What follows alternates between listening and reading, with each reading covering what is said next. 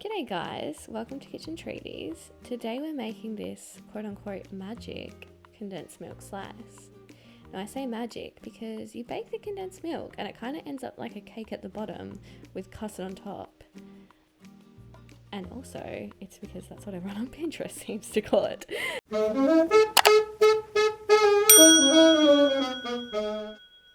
I'm just going to start off by lining my baking tray with baking paper. And I leave heaps of overhang on either side. That just makes it really easy to pull the whole thing out once it's done. So the first layer is a biscuit base, which I'm just going to use 100 grams of cold butter mixed with 1/4 cup of icing sugar and then 1 1/4 cups of plain flour, and then start to whiz that all together in. But you can see for a biscuit base, this is pretty dry, so that's what I'm going to start adding in cold water and also spilling it all over my countertop. But that's completely fine because, as you can see, it disappears magically by the editing fairies. But what we're aiming for is like one solid form. You can see how it's still pretty crummy. Makes it sound bad. So I'm gonna just add 2 tablespoons of water, and you can see that brings it into one form and less dry. Oh no, sorry, I take it back. There's my 3rd tablespoon of water. But I think here you'll be able to see that it all starts forming together, and that's how you know it's ready. There's no dry ingredients. It's no longer crumbs. So let's move that into that baking tray that we had from earlier, and I'm just going to start spreading that out with my fingers. However, I do have this glass that fits perfectly into this tray, which is ultra satisfying. Like, is that not so satisfying that it's just like, it's made for this? But yeah, my aim is, because I hate when you get like a cheesecake or something with an uneven base and then you end up with just a mouthful of bloody biscuit and butter and there's no actual cheesecake. So that was the intent of this, to make a really even base. If you don't have a glass that fits perfectly, it'll still work the exact same way. It just won't be as neat as mine. And then I also did this completely pointless step of cutting the edges to make it straight. I thought it would make it look nice, but it's pretty unnoticeable at the end. So pro tip, don't bother with that. I also pricked the base so that it'll bake evenly and the air can flow through, and then popped it in the oven for 18 minutes at 160 degrees Celsius, fan forced. So while that's in the oven, I'm going to move on to the filling. So starting off by chopping these strawberries for decoration. You could pretty much use whatever fruit you want, I guess. I thought I would use the strawberries because I could make a cool pattern out of it, which doesn't eventuate, but still tastes great, so what are you gonna do?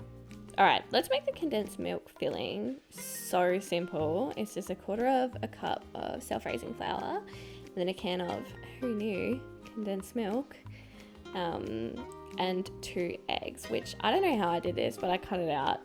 You can see them magically appear. Here we go. And I just mix it all together. I'm just using this spatula because I had it for the condensed milk can, but you don't need to whisk the eggs or anything, so I wouldn't stress too much about that. But the base should be done whilst we're doing this. So let's take it out and add the filling.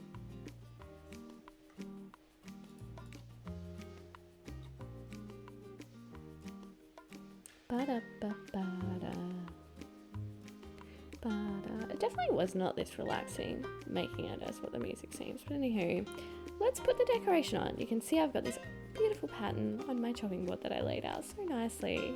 It just does not sit on the condensed milk at all. So yeah, I figured, you're going to cover it with glaze and chop the whole thing up anyway, so I won't even see the pattern. Well, that's how I justified it being not that neat, to be honest.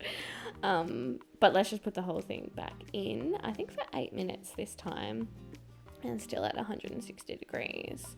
Skipping ahead to when that's done, you can see my baking paper has come in absolute clutch, lifting it out of the pan when I transfer it to this cooling rack for it to cool.